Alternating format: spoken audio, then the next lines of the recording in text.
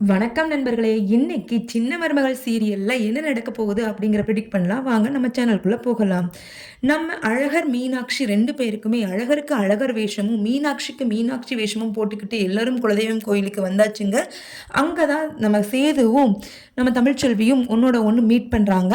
அந்த டைம்ல கருப்பு வருது. 2 பேர்கிட்டயும் என்னென்ன சொல்லணுமோ அது அத்தனையுமே சாமி இறங்கி சொல்லிடுச்சுங்க. இது எல்லாமே நம்ம பார்த்தோம். இனி அடுத்தது நம்ம ராஜாங்கம் எடுக்க போற முடிவு என்ன? ஈஸ்வரிக்கும் ஐஸ்வர்யாவுக்கும் என்ன ஆக போகுது அப்படின்னு தாங்க பார்க்க போறோம். இதுக்கு இடையில பார்த்தீங்கன்னா ஐஸ்வர்யா ஒரு பொண்ணா தன்னோட உணர்வுகளை வந்து வெளிப்படுத்தி இருக்கிறாங்க.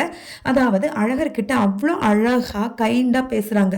நம்ம ஐஸ்வர்யாவா இது இப்படி பேசுறது அப்படின்னு நமக்கே ஒரே ஆச்சரியமா இருக்குதுங்க. என்ன அழகர், உங்க மேலேயே எல்லா பாசத்தையும் உங்க அப்பா காமிக்கிறாரு. அவர்கிட்ட இருக்கிற மொத்த பாசமும் உங்களுக்கு மட்டும்தான் சொந்தம். உங்க ஐயா உங்க மேல அன்பா இருக்காங்க, உங்க ஆச்சி உங்க மேல அன்பா இருக்காங்க. எல்லாருமே அன்பா இருக்கும்போது அதுல 1% கூட உங்களை விட கொஞ்சம் கம்மியா கூட என் மேல காமிச்சா பரவாயில்லையே, ஆனா அதை கூட காமிக்க மாட்டேங்கிறாரு உங்க அப்பா. நீங்க தான் சொல்லணும், அப்பா நீங்க கொஞ்சம் என் ஐஸ்வர்யா மேலேயும் கொஞ்சம் பாசத்தை காமிங்கப்பா அப்படின்னு நீங்க சொன்னீங்கன்னா தான் அவர் கேட்பாரு. எப்ப சொல்ல போறீங்க அப்படின்னு ரொம்ப அன்பா நடந்துக்கிறாங்க. இது உண்மையா பொய்யா?